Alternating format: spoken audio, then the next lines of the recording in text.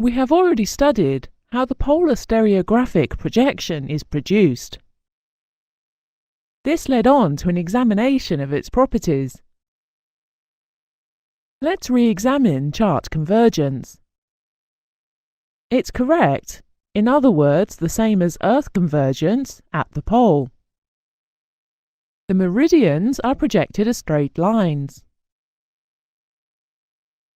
Therefore, chart convergence is constant all over the chart, whatever the latitude. The chart convergence is always equivalent to the change of longitude between 2 points, whatever their latitude. This is the same thing as saying that the n factor is 1.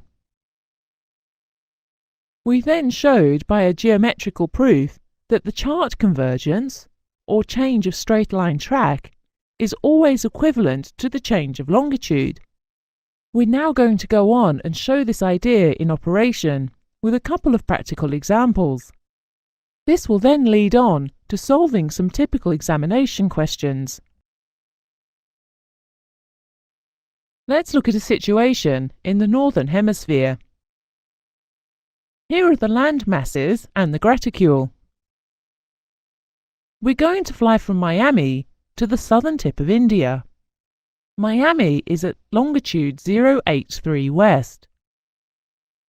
See where the Greenwich meridian is, and where the 90 degrees west meridian is. So we can now label Miami at 83 west. Now when you look at the 90 east label,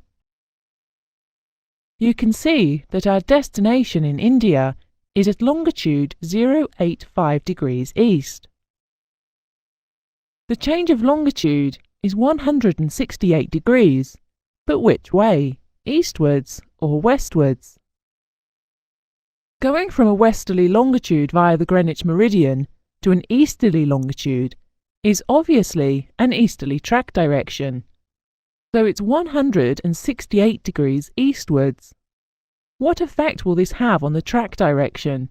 Will it increase or decrease? Do you remember this diagram from our basic study on great circles? The top and bottom halves of the diagram represent the northern and southern hemispheres, but the left and right sides are not hemispheres. They show you the direction of the aircraft's track. For instance, the top right quadrant means that the aircraft is tracking eastwards in the northern hemisphere, so the track angle is increasing. The same rules apply to the direction of a straight line on any chart which has chart convergence. On our polar stereographic chart, our track angle from Miami to India will increase. Looking at the local meridian at Miami, you can see that the initial track is northwards. Accurately measured, it's 004 degrees true. It should now increase by 168 degrees by the time it arrives at the destination. So the inbound track to the destination should be 172 degrees true. Have a look at the track relative to the local meridian in southern India.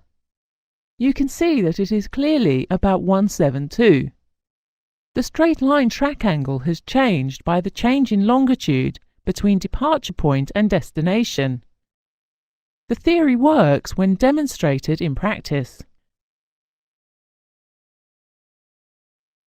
Now for an example in the southern hemisphere. Again, we have the land masses and the graticule. We shall go from Cape Town to New Zealand. This time, the Greenwich meridian is at 12 o'clock. And 90 east is at 3 o'clock. That puts Cape Town at longitude 022 east. And our destination at longitude 175 east. This is a change of longitude of 153 degrees eastwards.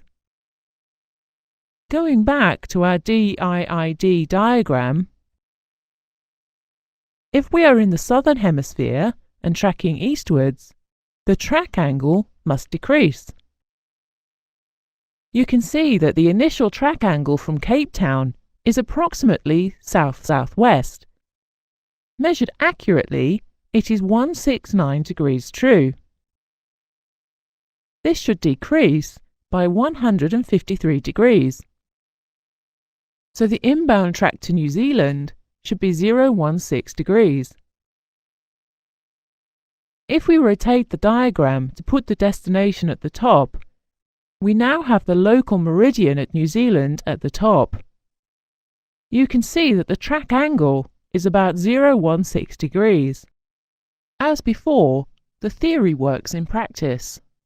The straight line track angle has changed by the change in longitude between departure point and destination. How will your examiners test your understanding of these ideas? Here are some typical examples.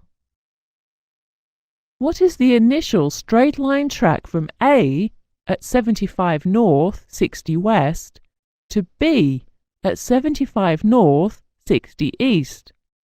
You are given four options: A, 090 degrees true, B, 030 degrees true, C, 120 degrees true, D, 330 degrees true. You cannot solve these types of problem without a diagram. Both the latitudes are at 75 north, so draw a polar stereographic reticule looking down on the North Pole. Firstly, put in the North Pole and the parallel of latitude of 75 north. As we're at the North Pole, put the Greenwich meridian in, running up from the 6 o'clock. If it were the South Pole, it would be the 12 o'clock. You'll find that this is a useful convention to get used to, especially when dealing with grid problems later.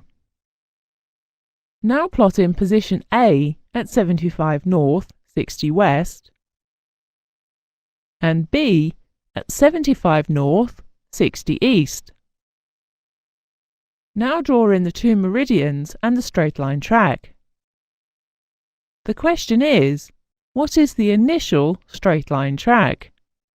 They are asking for the track angle at A.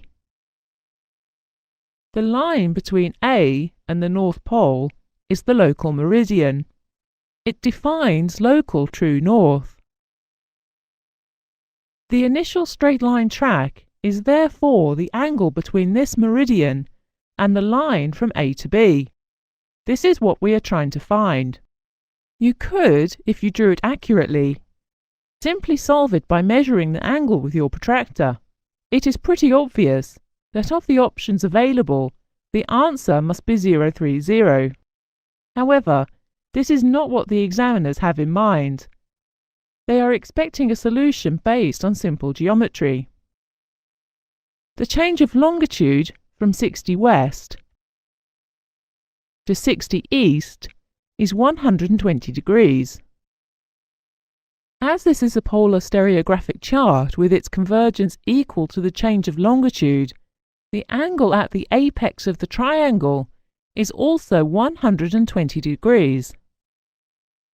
The internal angles of any triangle must add up to 180 degrees.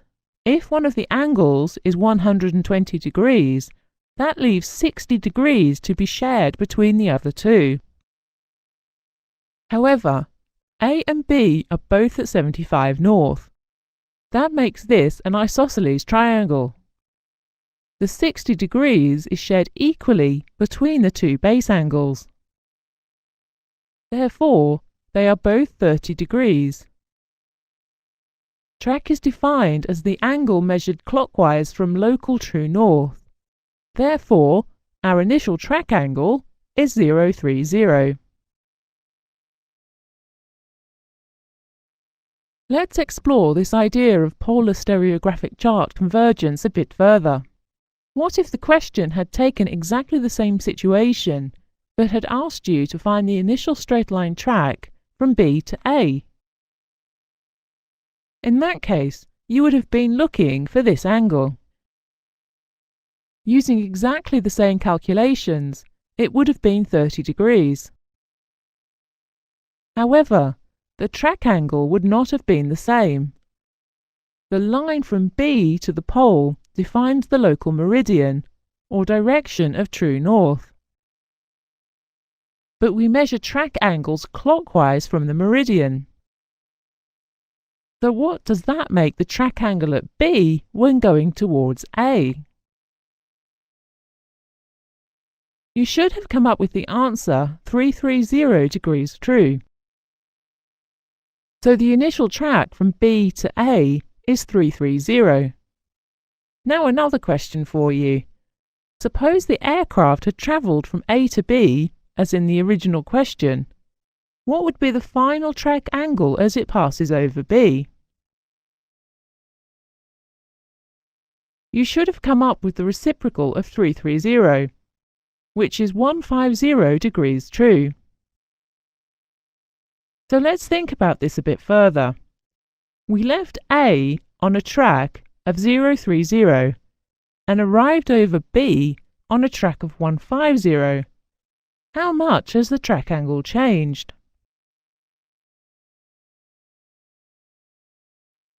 The track has changed by 120 degrees, which is exactly the value of the change of longitude, and therefore the chart convergence.